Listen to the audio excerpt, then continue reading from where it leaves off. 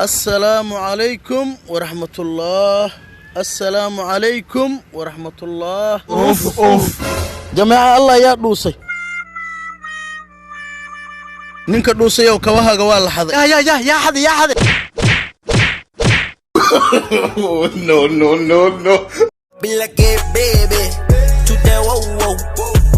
waraadin dholo maata maxaa nagu dul dhacay macnaha dulco maana oo leen wax ku barona hawada noo baneey fasalka wax ku baroweysay u maleemayna oo leen wax ku baraysidee soo baxay meeshan ku wadne warsab waa ahli ilaahay macallin wax u baray ma maleysin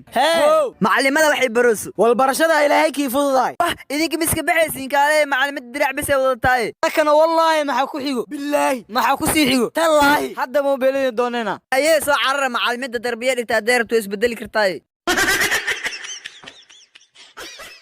Hello baby. Farin jaceelku waa caabo ku dhaca wadnaha waxa keena jeermiska loo yaqaan caashaqa oo ah xanuun ka jira dunida oo dhan hadii aad isku aragto fikir walwal iyo hurdo la'aan joogto ah hatayin goobaha uu badan yahay qofka aad jeceshahay ogeysiis waxaa la ogeysiinayaa dadweynaha ku nool magaalada Kismaayo in ninkii haysto 10 cunug la siin doono 1 milyan xaaskay cad wax laga sheegay ma maqashaa حاج وان مقلي maxaan sameynaa sagaal cunug baaysanaa mid tabanad neysane asma dhib la xaaskayga hadda ka hor anana ku qaldamay oo cunug ka dhalay cunugaas noo soo wadaya si ay 10 noo noqdaan